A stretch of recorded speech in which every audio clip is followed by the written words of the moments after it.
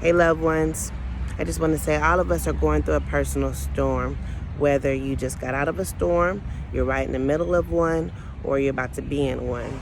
And what you have to think about is the response to your triggers in the storm, in your outcomes. And what I mean by that is, you know, sometimes people don't always give us what we want. And so in turn, we could respond vindictively with toxicity and negatively passive-aggressive behavior. Or on the other side, you can respond being quiet, humble, accountable, stating your case, having good communication and listening skills, and just trying to work things out. Depending upon your reaction to the trigger that has helped you get into this space, to get into a storm, will determine how long you're going to be in the storm, if you're going to make it even worse than the actual element that caused you to be upset. So what you have to think about is, when people upset you, evaluate yourself and know if you were the one to do anything that sparked this level of hurt or shame or whatever it is that happened. Have accountability, have a conversation. Outside of that, you have to move on. All of us have the good side and we have the bad side. You know, I'm sunshine, but I will turn in a storm real quick, depending upon the trigger. So that is where your growth comes in.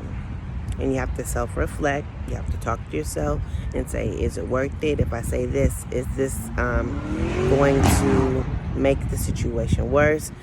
Can we just come back to this moment and then let me marinate it for a while? And then, you know, I'll give my answer or whatever case. Because sometimes it could be a person that triggered you. It could be a loved one. It could be a circumstance, or it could be just God that's made a decision and you just have to deal with the decision. So you don't know what it is. But through it all, on both sides of the fence, on the positive side and the negative side of the obstacle that's irritating your mental state, there's a happy medium. In the happy medium is where you find your peace. You know, when we're in relationships and we are two people coming together, whether it be your marriage, engaged, or just boyfriend and girlfriend, whatever it is, two people coming from different backgrounds, different mindsets, different cultures, you know, sometimes, and now you're making a union to move forward in this life. Now, life in itself has a lot of obstacles that you have to endure. It'll be health, it could be your finances, it could be family, it could be work and careers, all these different elements that can come into your relationship and manipulate it the way that it wants to. And you know exactly what I'm talking about. Like, how many of you guys got in-laws that's always in your business, always in your relationship? They just don't know how to mind their business. You could have that aspect. You could have the other parent of the child. Maybe you guys had children in previous relationships, and then the other parent is always trying to cause some type of drama in your relationship.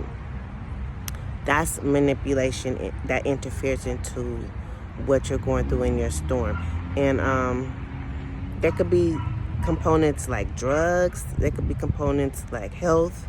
So these are the things that you have to know how to digest, marinate on it, and if it's bigger than you, pray about it, let it go. Why do I say let it go? Because a lot of things consume you, and you're not going to have any growth. And in order to grow and be healthy for yourself, you're going to need to learn how to just let things go. You have to know that you can't fix everything. Everything ain't for you to fix. Some things you just got to give to God. You got to find your peace and give it to the Lord. See that? Peace. Now, what is peace? Peace could be like deuces, peace, I'm out. You could do that. You could run and say, deuces, I'm out. Deuces, right? We could say deuces all day long, but that's not really going to fix anything. Or you can just be free. Sometimes peace means free. Like, let me just be free in who I want to be. I don't want to answer to nobody. I'm going to let you think what you want to think. And I'm going to just get out of your way and let the universe handle you the way God sees accordingly. And that doesn't necessarily mean something negative, but some things are bigger than you. So you have to know to keep your peace on both sides of the polarity of the situation, whether it be negative or positive. You have to know that neutral ground is where you want to find your peace. So I want you to find your peace and know that it can be done. Because at the end of the day, if you don't have peace, you're not going to be good for anyone. You know? The only compromise in getting your peace, everybody not going to be happy with you. Sometimes you got to be a little selfish when you get your peace. You're selfish, but you're happy. So you have to make a decision in finding your peace. Are you going to be happy for yourself? Or are you going to compromise? Or are you just going to just be vulnerable and just adhere to the wishes of others and just live your life? But it's not going to be your truth. So only you know that. Only you know how far you're going to go with your peace. But you do need to find it. All right, so this is Real Talk with Tam. I'm out. Be free. Don't forget, like and subscribe to my channel.